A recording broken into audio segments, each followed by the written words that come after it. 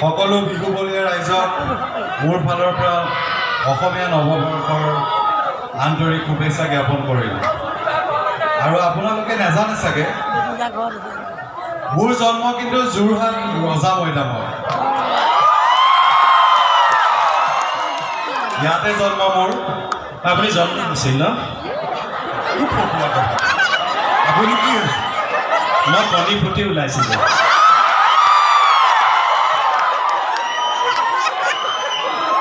শুনিছে? নাই কওক কওক কি কৈ আছে? এইবাৰ জীৱনত প্ৰথম ইমান বছৰ বেহাৰবাৰী কৰিলোঁ। এইবাৰ ফাৰ্ষ্ট টাইম মই ওলাই আহিছোঁ আমাৰ সকলোৰে মৰমৰ শিয়ালৰ লগত।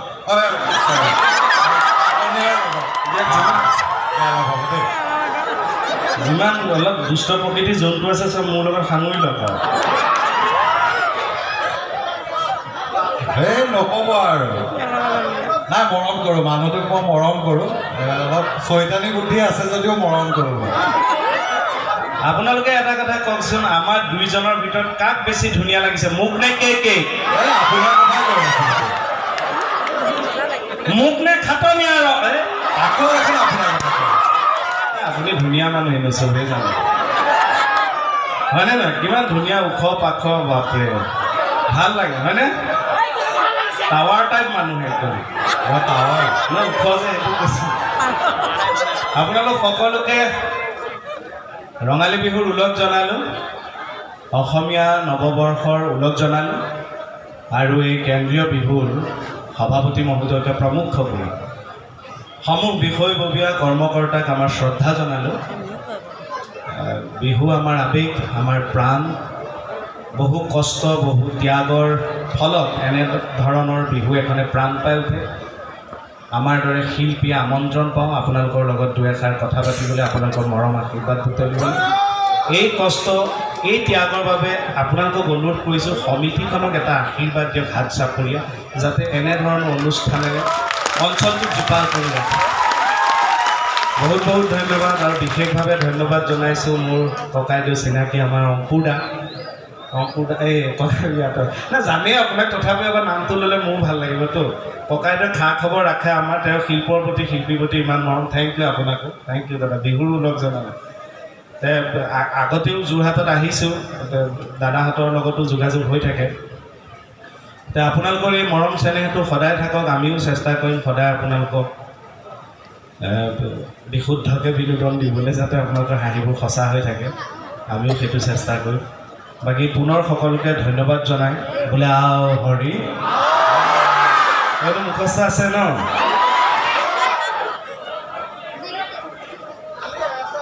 আৰু খাটনীয়াৰ এইবাৰতো আপুনি গম পাইছে আমি প্ৰশাসনৰ লগত জড়িত মানুহ, গতিকে কমিটিখিনিয়ে আমি আহিলে ভালো পায়। গোটেই মানুহখিনি আপুনি চিজিলকৈ বহাই দিয়াৰ বাবে কমিটিয়ে আপোনাক বহুত ভাল পাইছে। নাই নাই, মই মানে মোৰ কথাটো হৈছে মই কাম নকৰিলে নাই, কিন্তু যেতিয়া কৰোঁ নহয় মই উশাহ ল'বলৈও পাহৰি যাওঁ। মই সঁচাকৈ কৈছোঁ। এতিয়া চাওক, এটা আমি অতীজৰ পৰা দেখি আহিছোঁ যে অলপ মহিলাসকল বিশেষকৈ এনেকৈ ধুনীয়াকৈ বহুৱাই, আমাৰ ডেকাসকল এনেকৈ কাষত ৰৈ থাকে, VIP সকল আগত বহে। ছাৰ মই অকণমান ছিষ্টেমটো সলাই দিছোঁ। কি সলালোঁ? ছিষ্টেম মই সলাবলৈ বাধ্য, হয়নে নহয় কওক? আজি বিহুৱে বিশ্ব অভিলেখ স্থাপন কৰিলে, কিমান ভাল লগা কথা জাতিৰ কাৰণে। গামোচাই GI টেগ পালে, জিঅ'গ্ৰাফিকেল ইণ্ডিকেশ্যন, কিমান ভাল লগা কথা হয়নে? আৰু এনেকুৱা এটা কথা মই যদি আপোনালোকক কৈ দিওঁ, মই জানো আপোনালোকে জাউৰীয়া হাত চাপৰি বজাব। কাৰণ আমাৰ ভাৰতবৰ্ষই জনসংখ্যাক চীনত পিছ পেলাই দিলে। চাপৰি বজাবলগীয়া কথা। চাপৰি বজাই দিলে কোনো কাৰণে। এইটো কাৰণে আমাৰ কিমান অসুবিধা হ'ব আপোনালোকে জানেনে নাই? জানে, জোচতে বজাই দিলে। অৰ্থনৈতিক প্ৰব্লেম হ'ব, নিবনুৱা সমস্যা হ'ব, খাদ্য সমস্যা হ'ব। বাকীকেইটাৰ মানুহ নিবনুৱা বুলি একো সমস্যা নাই। কেনেকৈ নিবনুৱা মানে বনোৱা, এটা হৈছে বনোৱা যি কাম কৰিব, এটা হৈছে এলেহুৱা যি কাম নকৰে। নিবনুৱাটোৰ মাজত কি আকৌ? কাম কৰিলে হ'ল। আজিকালি দেখোন আমাৰ ল'ৰাবোৰে ঢেৰ কাম কৰে। আজিকালি দেখোন চুলিও কাটে, কোনোবাই জোতাও চিলায়, কাপোৰো চিলায়, চব্জিও বেচে, ডাঙৰ ডাঙৰ অফিচাৰো আছে। চব আমাৰ নিজৰ মানুহে আজিকালি কামে বনে ধৰিছে, কৰ্ম সংস্কৃতি গঢ়ি উঠিছে, হয়নে নহয়?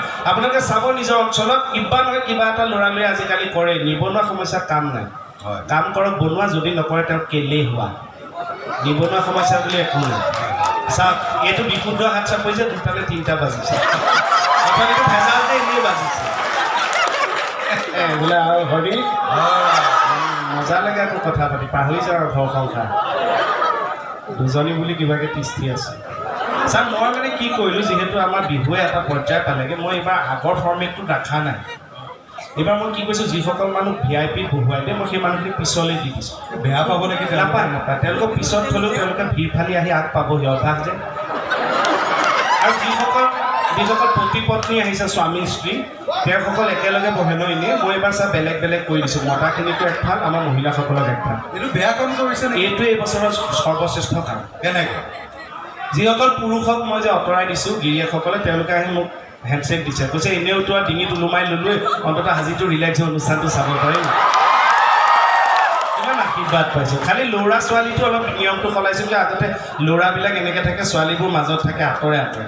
এইবাৰ কি কৰিছোঁ অলপ কিছুমান ল'ৰা মই ল'ৰা ছোৱালী একেলগেই কৰি দিছোঁ এইটো বেয়া কাম হ'ল নেকি নহয় এইটো ভাল কাম কিয় ক'লোঁ যদি ল'ৰা ছোৱালীখিনি চাই আপুনি প্ৰথম আহিছে ন এইবোৰ ছিষ্টেম নাজানে ল'ৰা ছোৱালীখিনি যদি বেলেগে বেলেগে থাকে সিহঁতে মানে ইটোৱে সিটো সেই বস্তুটো চলাই থাকে আমাৰ অনুষ্ঠান ভালকৈ নাচায় এতিয়া ওচৰ চপাই দিছোঁ তহঁতে যিটো অনুষ্ঠান চা খালি কেনেকৈ বোলে হৰি কি খবৰ বা ধেৰ নামৰ দিছে এইজন চিনি পাইছেনে নাই আপোনালোকে চিনি নাপায় আমিহে পাইছোঁ এইজন এই যোৰহাট টাউনত এই মাইকী মানুহ চেইন টান এইয়া বোলে আমি পুলিচ মানুহ দেখিলে চিনি পায় এইবোৰ কাম বাদ দি দিলে দেখিছে না মানুহ মিলমিলীয়া হৈ গ'ল থেংক ইউ দেই সদায় অপৰাধৰ পৰা আঁতৰি থাকিব লাগে মানুহ ফূৰ্তি মনে থাকিব লাগে কামত ব্যস্ত হ'ব লাগে নিগেটিভিটি আঁতৰাই দিব লাগে মিলমিলীয়া দেখিয়ে গম পায় অৱস্থা পাতি ভাল যায় থেংক ইউ ও চিনচিন মইনা আমৰে দিনতে ও চিনচিন মইনা আমে মলিয়ালে আকৌ প্ৰথম পাত আমাৰ দিলেটো মানে অকণমান দেৰিকৈ দিছে চাউল ও চিনচিন মইনা নিদিলে দিয়ক আকৌ মই নিজেও দি ল'ব পাৰোঁ দিলেটো সঁচাকৈ পাওঁ আগতে অনুষ্ঠানবিলাকত দেখোঁ আৰু ও চিনচিন মইনা আমে মলিয়ালে ও চিনচিন মইনা মরে দিনতে ও চিনচিন মইনা আমে মলিয়ালে এ চিনচিন মইনা ও মইনা কথালে পেলালে কলি